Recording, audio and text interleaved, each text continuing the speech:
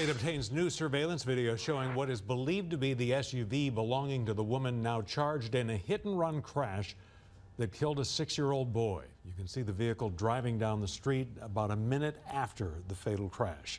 The man who was initially arrested in the case is now free after spending 2 weeks in jail. He spoke exclusively to Maddie Kurth about how he's working to further clear his name. I was crucified in every way humanly possible by everybody.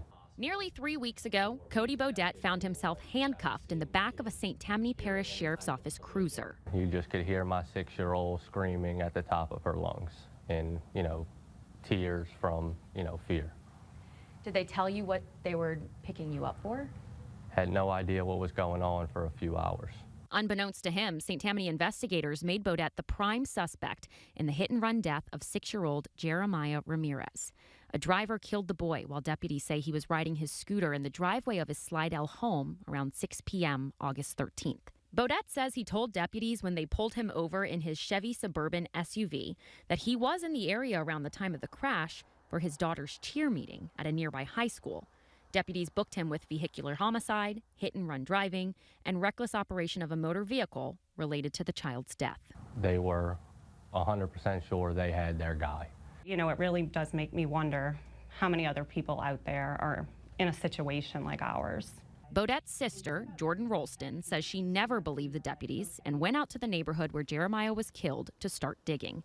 She says she found a house with a clear view of the street and a security camera that caught a silver Nissan Armada exit the neighborhood minutes after the crash. Rolston said the Armada had serious front-end damage, and she says the homeowner who gave her the video of the Armada told her at the time that deputies never knocked on their door. St. Tammany Parish Sheriff was going to convict my brother off of no evidence they had, when all they had to do was go attempt to get the evidence by looking for more camera footage or anything really. Stressful, depressing, emotional, every word you can think of. It was a nightmare.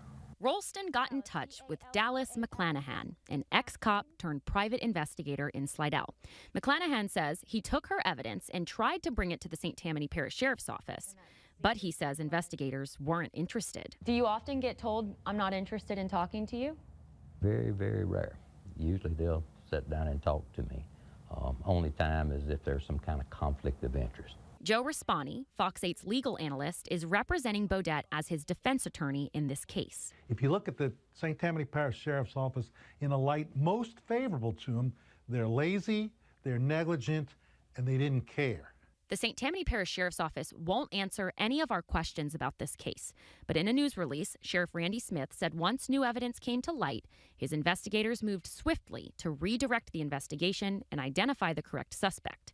Rispani says after the sheriff's office denied meeting with the private investigator, he then took the evidence directly to District Attorney Colin Sims. I've reached out to law enforcement dozens and dozens of times. Sometimes they'll listen to me, sometimes they won't. That's fine. But in this particular case, I saw they were not listening to anybody, so I went directly to the DA's office. They acted appropriately. We went and got a bond hearing set as quickly as we could. Last Friday, Sims ultimately refused all charges against Bodette that were related to the child's death. He was in jail for 2 weeks for something he didn't do. Hours after the DA refused the charges, deputies announced the arrest of Connie Noel Estes for hit and run causing death and obstruction of justice. A judge set a bond of $1 million. Those 2 weeks felt like 20 years to me and my family. Now that the air has been cleared and they've arrested a different person, has anybody apologized or spoken to you? Of course not. I can't imagine that they will admit or hold themselves accountable for anything.